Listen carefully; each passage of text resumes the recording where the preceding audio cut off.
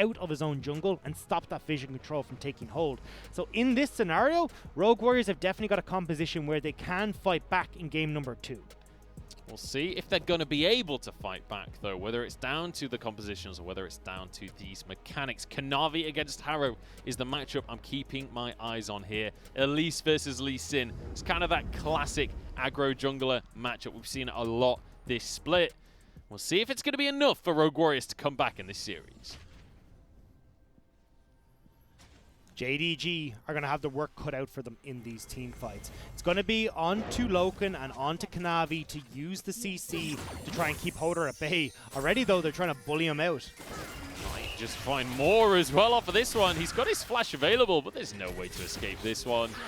I think he was going to try. I think he was going to go for that flash. You know it would have been followed.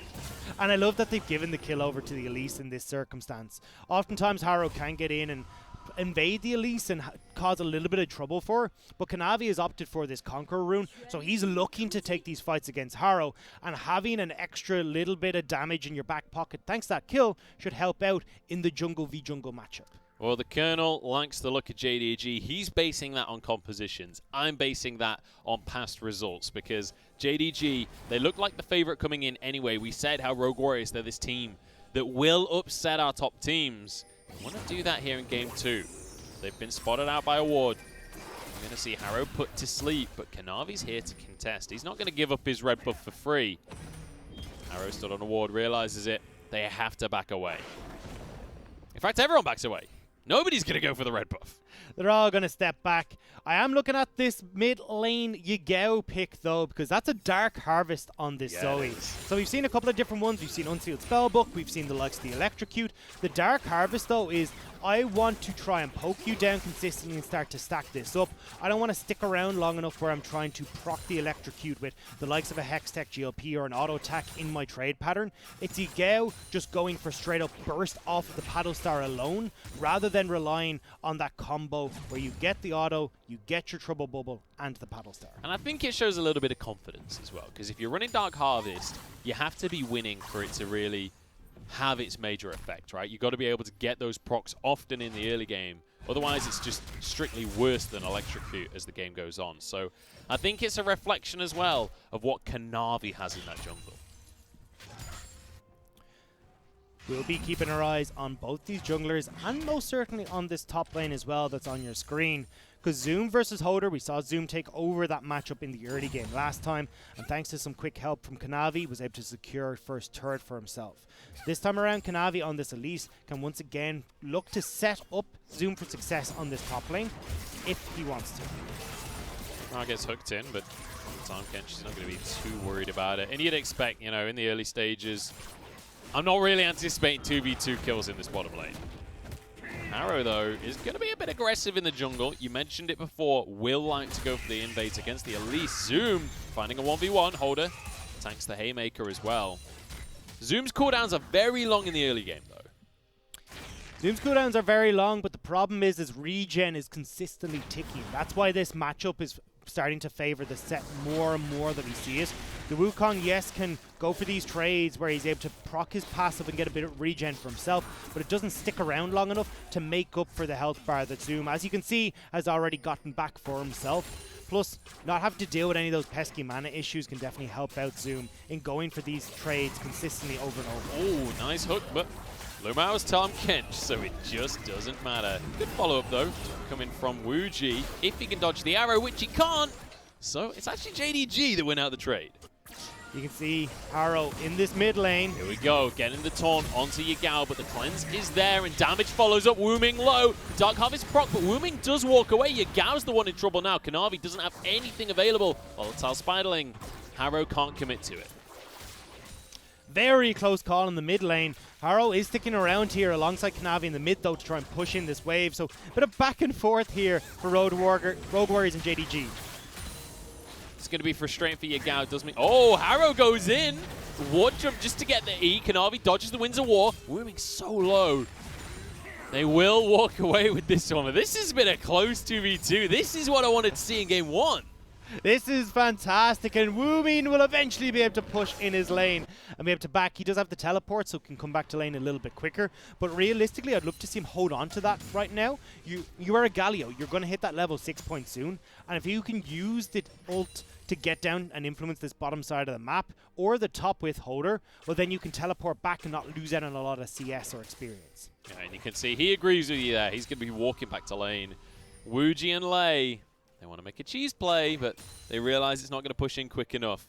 And they kind of just re-enter vision, realize it's not happening, go for the CS. And instead, although Wuji's pretty low, I don't think they can follow up. This is Loken putting down hurt with this lethality virus we're going to see. Has opted for the Comet, which is the purest indicator that yes, we're going to see lethality, and it works in the composition JDG had. We already talked about how they want to go for this poke with Yagao. They're all in the paddle star damage from Yagao with this Dark Harvest as well. And now it's a different style of gameplay from JDG than we saw in the last game. It's Kanavi and Zoom trying to play keep away from Rogue Warriors much more now in conjunction with Sleepy Trouble Bubbles and Chains of Corruption to stop Holder, stop Woomin, and Lei from entering these fights. It's worth mentioning though, oh no, that hook is going to be devastating. Lumao pulls Loken out. Ignite used, but Flash has to be used as well. Wuji can happily tank up a Tom Kench. We'll have a root in a second. Look at the junglers though, they're running bot lane. Comet, not quite enough damage here. Kanavi's here, so is Harrow. But importantly, Wooming is level 6. So JDG, they got to be careful.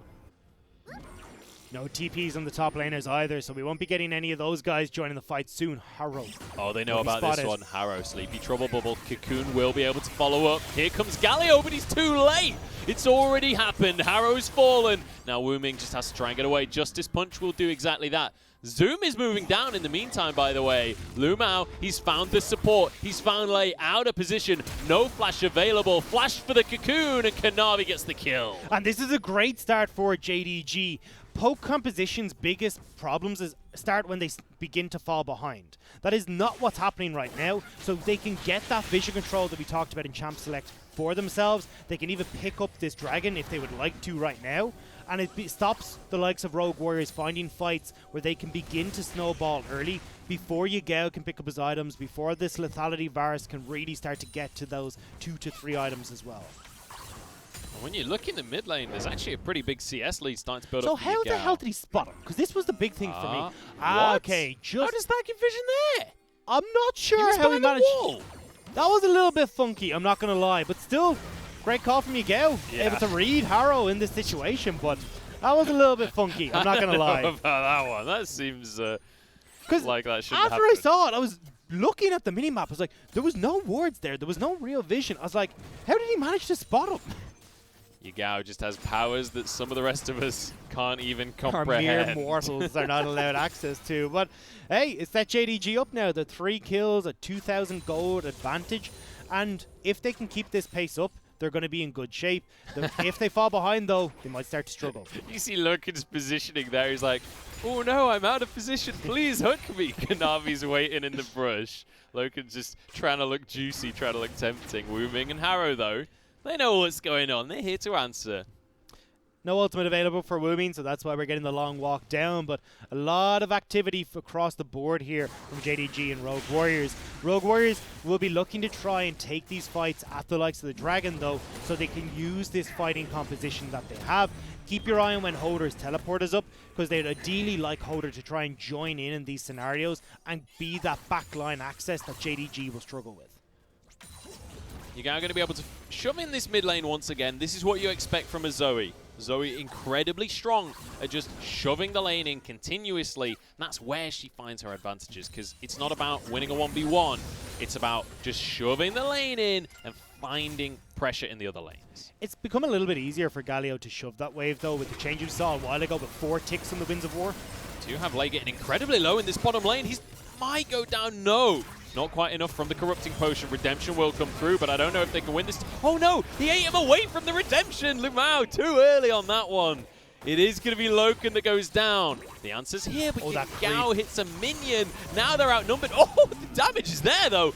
Jesus, now Yagao has to flash away, dodges away from Lei, and that means he gets a double kill as well. Suddenly Wu Ming exhausted. It's all gone upside down here for Rogue Warriors. Yagao wants some more. Can't quite find the battle star. Oh, it's a disaster coming in for Rogue Warriors. Yagao picking off people all over the place and getting extra procs of this Dark Harvest as well. He's up to 4 right now, and this is only going to get worse. You can see how much damage is packed in these paddle stars. 6 stacks on the Dark Seal already. And I did not think he was going to be able to just one-shot people like that, but sheer damage right there. Kanavi, he sees things happening on the map. He's like, I want some of this action. He's found himself a 1v1. Look at the burst. Immediately forces the ult out of Harrow.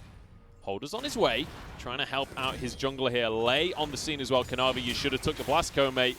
Repel goes up, but now he's in trouble. Doesn't have flash available. Needs some help from his team, but it's not going to be there in time, and a kill goes the way of Holder. Unfortunately, JDG not there to try and support Kanavi, and not quite the burst to take out Harrow before he's able to kick the spider away. And now, Rogue Warriors get a little bit of respite for themselves off of that play. Oh, the Comet! The WQ. I was thinking maybe it'd be enough, but because the hail of arrows missed, I thought, nah, there's no way. And then, oh my days, Loken, he knows exactly how to play this lethality version. And who's going to try and hold on to this mid lane now as well? Because Loken can take a few of these turret plates if he wants to, but instead, they're looking down towards this bottom lane. The wave is slowly being pushed in, and Lumao and Loken on the move with the Chains of Corruption. Yeah, Dragon's up as well. They've got complete vision control once again. Wuji will spot him out with the Calibrum there. But as this bottom lane gets pushed in, they can grab themselves this one tower plate. Yagao will get the credit for that one.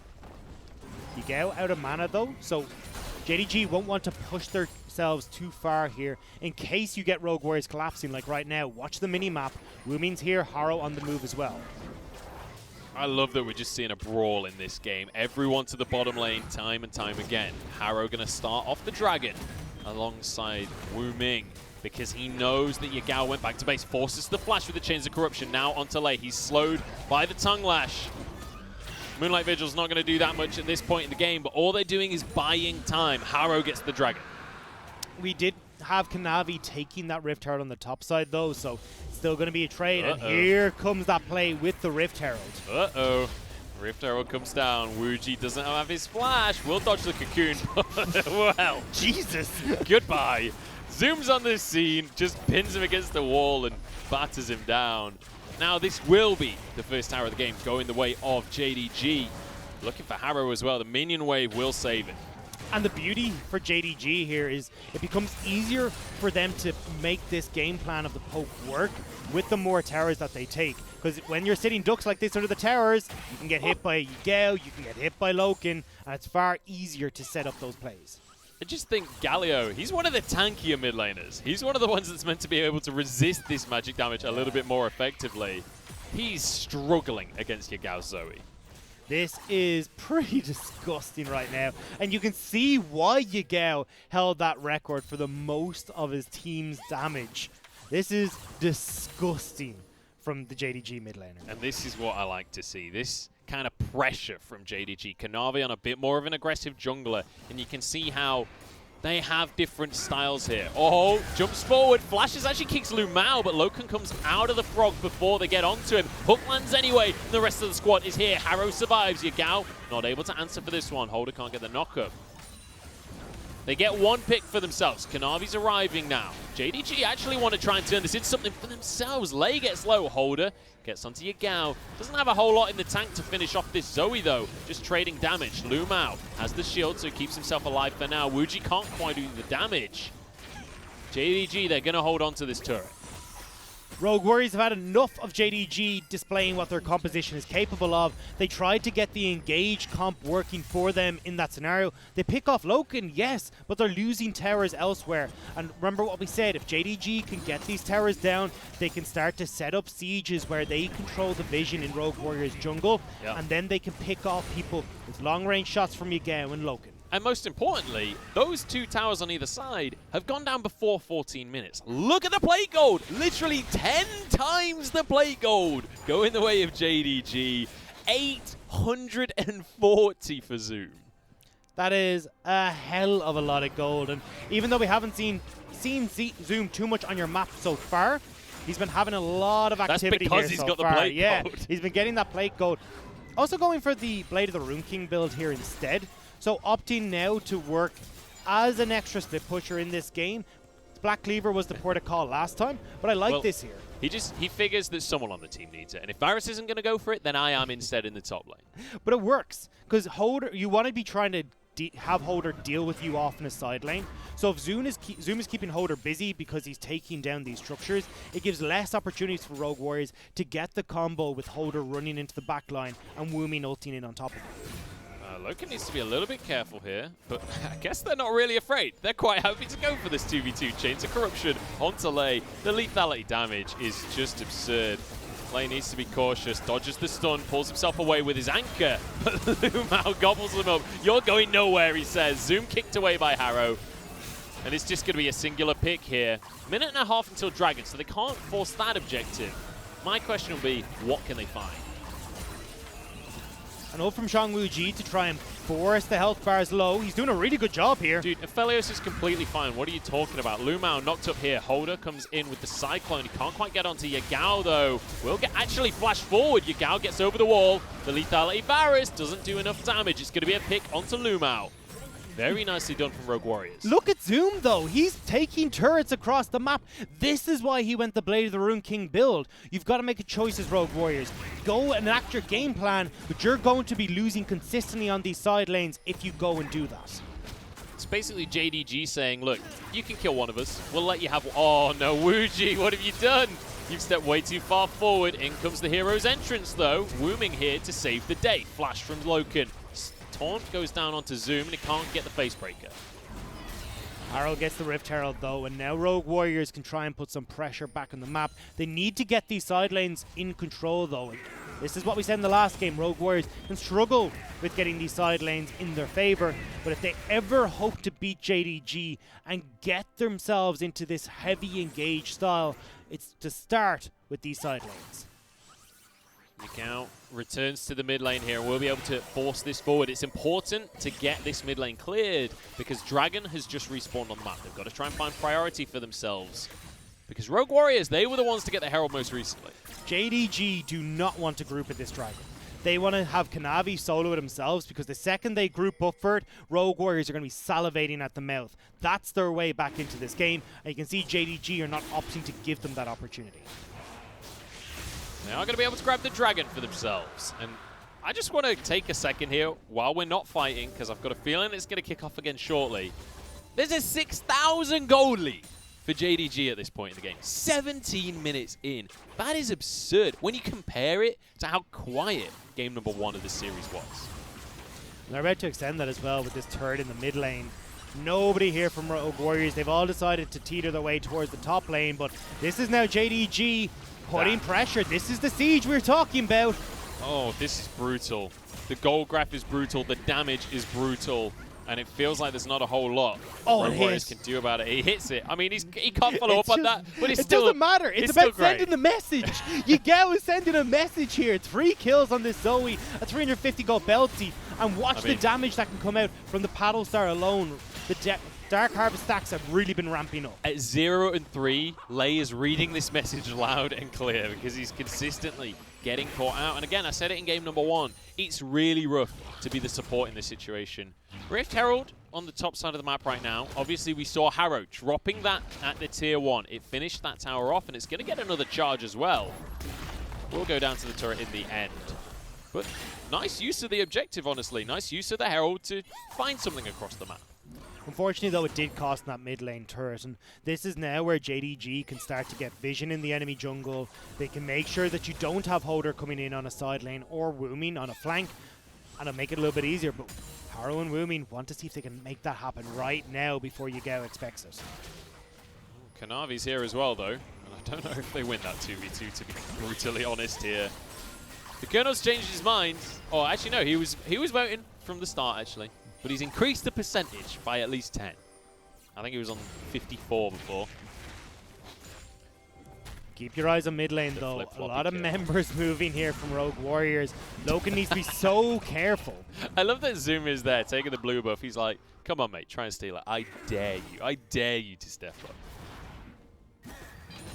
Holder now in this mid lane. Rogue Warriors, again, trying to get this play in the mid lane. This is while they have some semblance of control over their side lanes, but unfortunately, Yagao and Zoom have already started that push in. So now Rogue Warriors have got to go back to deal with these side lanes, and it's giving the opportunity for JDG to go spend some of the gold that they've picked up, get some vision in the enemy jungle.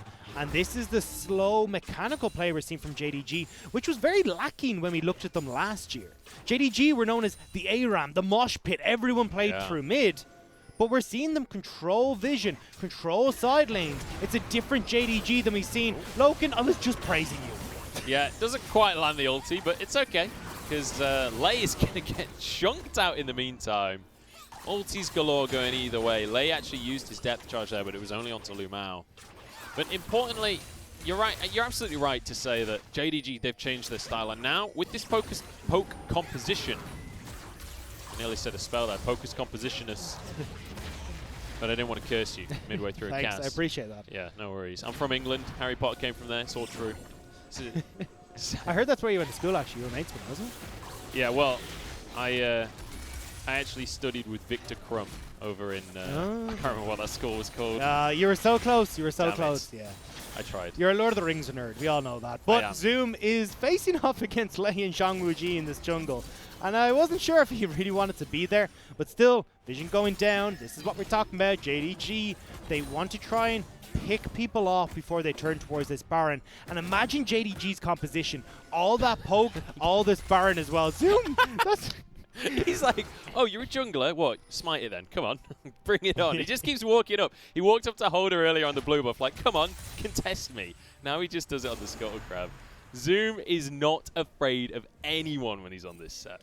Not at all, and there's now the potential for JDG to look towards using Zoom to pick up this next dragon for themselves. I love how Zoom is just so thematic on this pick as well, because that's exactly how Set works as a character as well. He's just like walks up to anyone, he's like, bring it on. Won all of the pits, like turned it into his own mansion.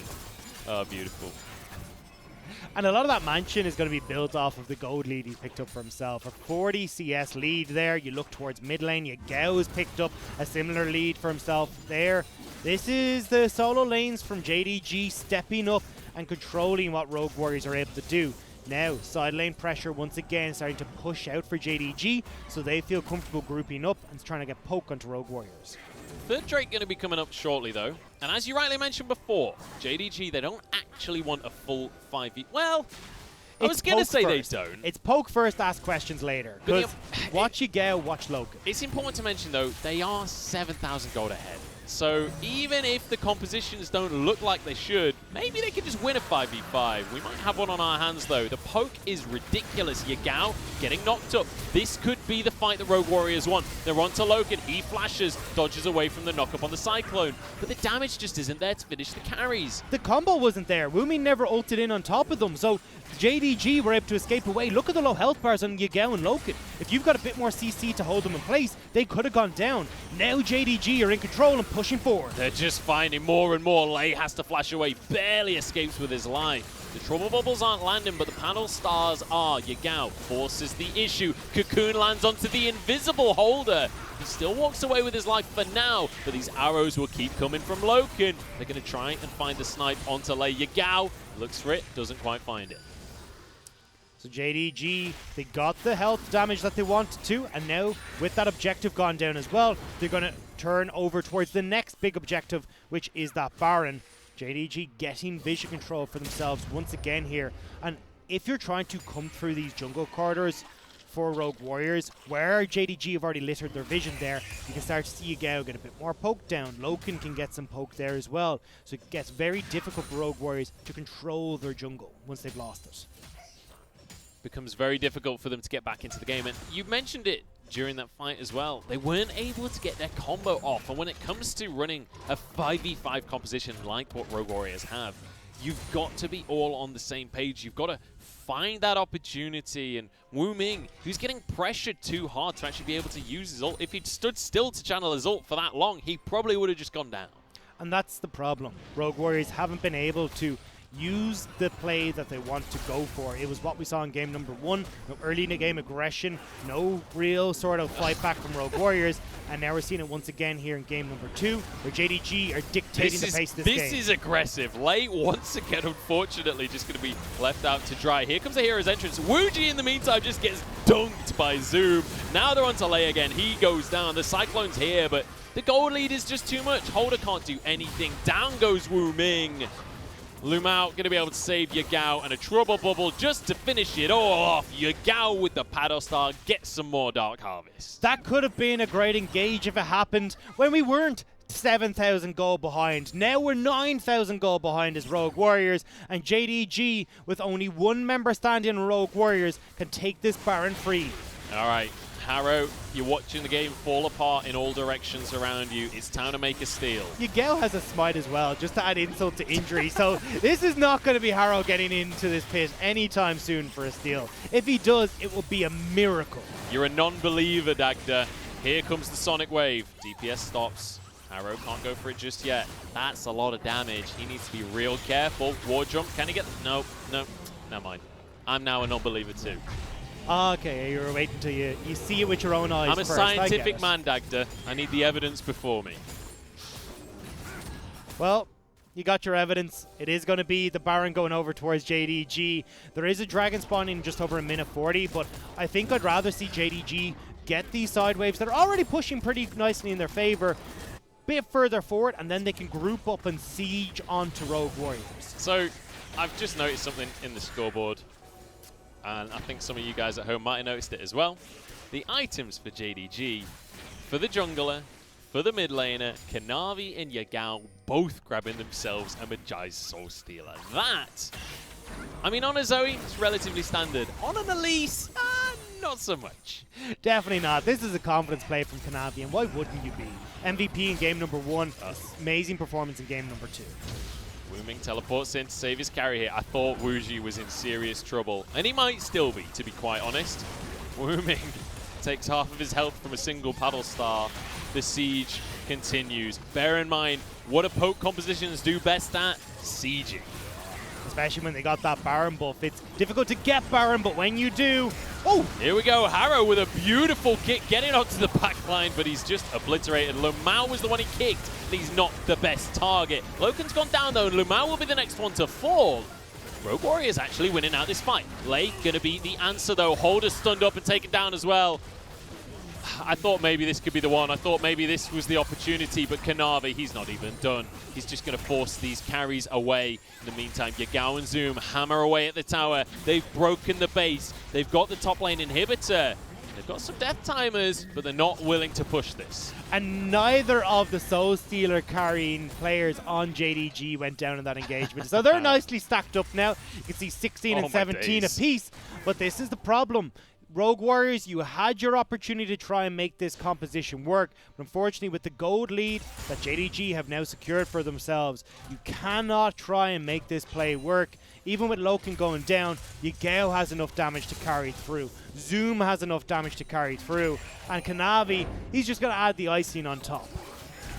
Oh, it was actually the kick. Oh, he got eaten. Up. But look, you can see here, Loken goes down without actually doing particularly much here, but it doesn't matter because you've got Yagao dealing a heap of damage. Kanavi's doing a lot of work here as well.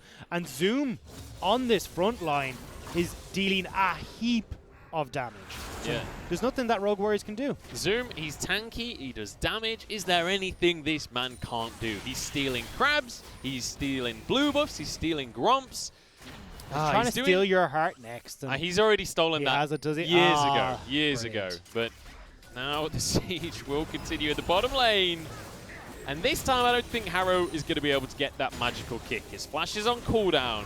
And that was really the shining light for Rogue Warriors in the last fight. Might still be able to make it somehow, but it doesn't matter because Rogue Warriors still lost everything on that top side of the map. Now they're getting poked out again. Harrow low. Holder eating these paddle stars, and this is the turret slowly but surely being chipped away at. The hard thing is, as Rogue Warriors, to break this siege, you've just got to go in. You've got to find a way to force a 5v5. Holder's teleport is on cooldown, so he can't go for a flank just yet. We have seen Wukong's, though, previously with the flash up, be able to close enough distance to set it up. So maybe they can work with that, but Lei's already gone. Lei is doomed. Just gets popped. That's going to be Wooming's ult as well. Too little, too late. Zoom, in the meantime, is doing exactly what he did for this entire early game. Hammering away elsewhere on the map. This will be a second inhib falling because the Super's pushed in the top side, so Wuji had to go and save that Nexus tower. Now with a huge wave in the mid lane, they'll just get onto these objectives. Wooming trying to get in, trying to find a taunt, but he's stunned up himself. Nearly goes down. One more arrow will do it. One more paddle star will be the one as Loken grabs it. And I mean, what do you do? What do you do to break this? There's nothing you can do, and it's so obnoxious as Rogue Warriors as well. After Wooming used his ultimate onto Lei, it's game over. You don't have that now available, and here we go. One last ditch effort. Lei goes on to Lu Mao, but I mean, that's that. That's so everything. The problem with Wooming using his ultimate is nobody was trying to engage onto Lei. So that ultimate was a swing and a miss regardless. You had enough poke, enough long-range damage from Loken and Yagao to finish off Lei. So you're only missing this ultimate now if you ever had the opportunity of getting that big engage off. Now, though, that's looking like a far cry away from what Rogue Warriors are capable of doing. They're losing their base across the board. And the most impressive thing to me here from Rogue Warriors, from JDG, sorry, is that we've seen two very different JDGs in terms of composition here, in terms of the way they started the game. But once we get to this mid-game point, it's actually a very similar game that they're playing. It's all about control. It's just about removing all of the resources from your opponents and then slowly but surely closing this game out in the cleanest fashion possible. I like the way you're going for the color cast point of that's what's most impressive. I'm going to opt for the play-by-play and say the 22 stack Elise is pretty damn impressive, to be honest. I am really impressed with Kanavi being able to hold on to these stacks right now. Yeah, honestly, Kanavi's been great. Yagao as well. 21 stacks on his Medjai, so they're going to be racing to see who can finish it first. But I have a feeling they'll both get to 25 before this game is done. And bear in mind, Yagao, even without a trouble bubble, his paddle stars are hitting for half of the health of anyone on this Rogue Warriors squad. If he gets a trouble bubble, you can be sure that player's dead. Wooming's the target, and immediately he drops. Now the fight. Holder with a good knock-up across the team here. Redemptions across the board. Lu Mao managed to keep Loken alive for now, but he's actually going to fall in the end. In the meantime, Wuji has been taken. Carry for carry. Lu Mao walked away. Yagao finishes off another one. This Medjai is just too much. Cocoon is there. Holder barely survives, but Kanavi will finish it with a venomous bite. And Harrow, for the second time this game, finds himself alone. Zoom is in the base. He's just going to finish this game without anyone else. Zoom doesn't care. Lu Mao is going to be the Zoom delivery service. And in they go to the Nexus. JDG. They're not going to be upset by Rogue Warriors. They don't care about this team. It's a clean 2-0.